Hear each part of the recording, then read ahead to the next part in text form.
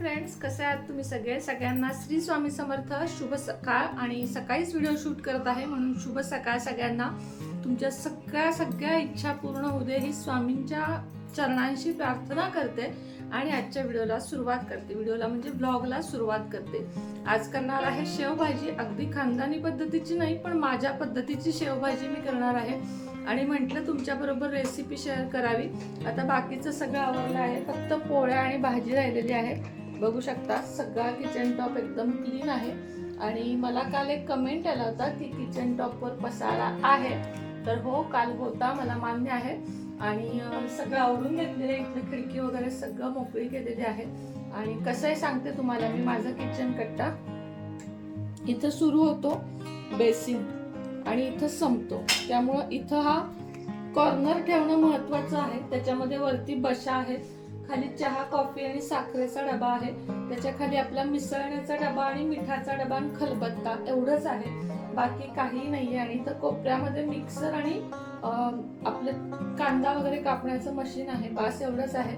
बाकी इकडे आता ही सगळी घासलेली भांडी आहेत आणि इकडच्या बाजूला बेसिन आहे. तर सगळं आता आवरून घेतलेलं आहे स्वच्छ असं किचन. आज सकाळपासून मी किचनच आवरत होते आणि आवरून झाल्यावर आता म्हटलं सगळं आवरलंय, आंघोळ वगैरे पण झालेली आहे.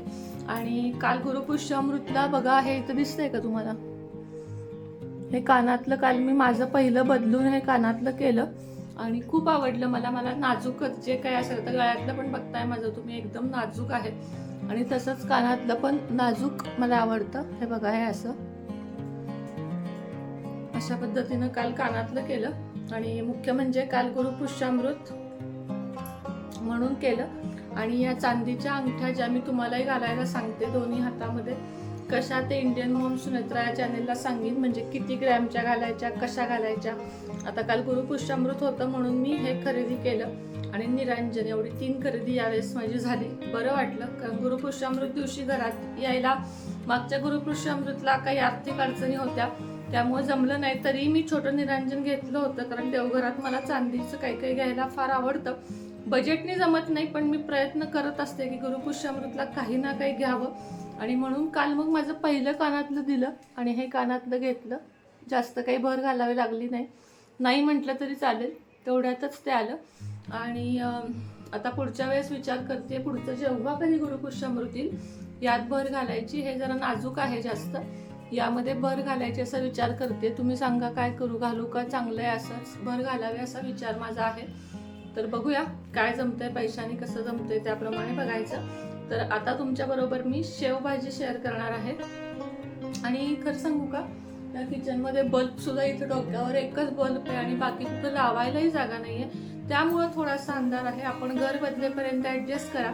घर बदललं की तुम्हाला अजून चांगले व्हिडिओ ब्लॉग येतील. कारण फक्त सांगितलं मी तुम्हाला 4 फरशांची आपलं किचन आहे. 1 2 3 4, 1 2 3 4, उभ्या 4 आडव्या 4, त्यात माझं देवघर, त्यात माझं किचनचं रॅक, त्यातच फ्रीज आहे, त्यातच हे सगळं सामान आहे, सिलेंडर आहेत 2. हे सगळं सामान एका एवढ्याशा खोलीत आपल्याला ठेवावंच लागतं, कारण या कुठल्याही गोष्टी हॉलमध्ये ठेवता येत नाहीत. आणि हॉलही तेवढाच लहान आहे, बेडरूमही तेवढीच लहान आहे. पण असू दे, आपल्याला बजेट सुद्धा बघितलं पाहिजे. एकदम मोठा फ्लॅट घ्यायचा म्हणजे भाडं जास्त येतं, बंगला वगैरे घ्यायचा म्हणजे सुद्धा भाडं खूप येतं.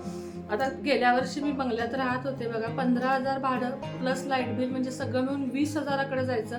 आणि आउट ऑफ बजेट, म्हणजे खरंच आपलं एवढं बजेट नसतं, आपण त्यात पैसे घालवायला गरजच नाहीये. त्यापेक्षा जेवढं छोटं घर तेवढं आपल्याला स्वच्छही ठेवता येतं.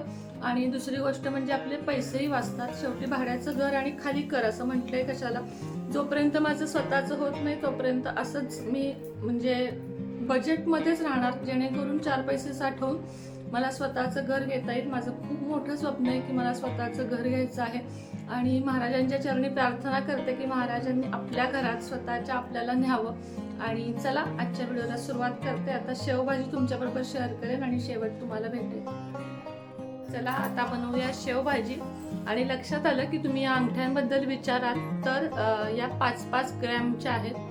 5 ग्रॅम अशा 10 ग्रॅमच्या 2 आहेत आणि दोन्ही हातात घालायचे असतात. आणि स्त्रियांनी आणि पुरुषांनी आणि कोणत्याही राशीनं घातलं तरी चालतात. तुम्हाला हवा असेल तर 77 57 94 94 41 या नंबरवर व्हॉट्सअप मेसेज करा, फक्त तुमच्या अंगठ्याचं माप द्या सोनाराकडून. मी तुम्हाला हे सिद्ध करून पूजा करून देईन. ह्याने शुक्र आपला चांगला होतो आणि संपत्ती, धनसंपत्ती, घरातली आपली प्रगती होत जाते अर्थातच. तर आता शेवभाजीसाठी लागणारं साहित्य बघूया. इकडे बघा, हे आहे कोथिंबीर, तीळ थोडेसे, भाजलेले तीळ, 2 टोमॅटो, 1 कांदा, खोबरं आणि आलं लसूण पेस्ट, इतकं साहित्य आपल्याला लागणार आहे.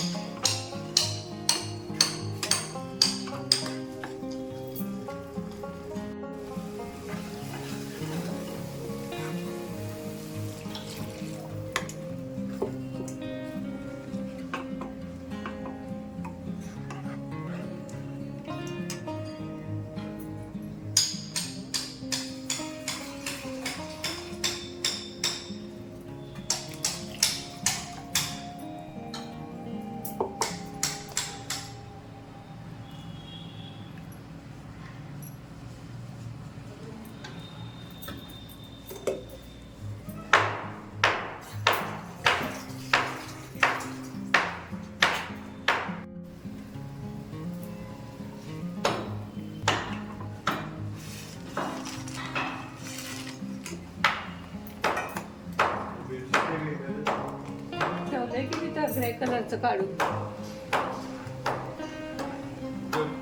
बेडच्या इथं बाहेरच्या.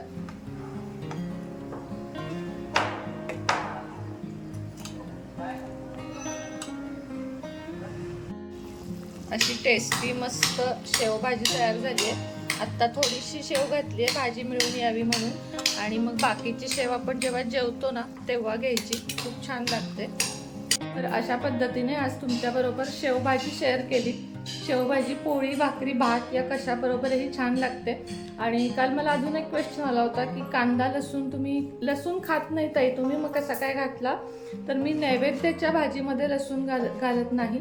बाकी अशा एखाद्या भाजीमध्ये, आता पालेभाज्या लसणाशिवाय होत नाहीत, त्यात मी घालते. ज्यामध्ये गरज आहे त्यात घालते, फक्त त्याचा नैवेद्य दाखवत नाही. तर कांदा लसूण मी खात नाही असं नाही, मी नैवेद्यासाठी कांदा लसणाच्या भाज्या करत नाही. पण काही ठराविक भाज्या आमटी अशा असतात ज्यामध्ये लसूण आणि कांदा गरजेचाच असतो, त्यामध्ये मी घालते. बाहेर थोडं काम चालू आहे त्यामुळे आवाज येतोय.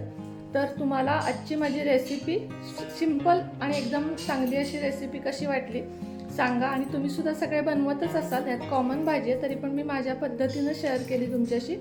कशी वाटली नक्की सांगा. भेटूया एखाद्या नवीन व्हिडिओसोबत, नवीन ब्लॉगसोबत. तोपर्यंत सगळ्यांना श्री स्वामी समर्थ.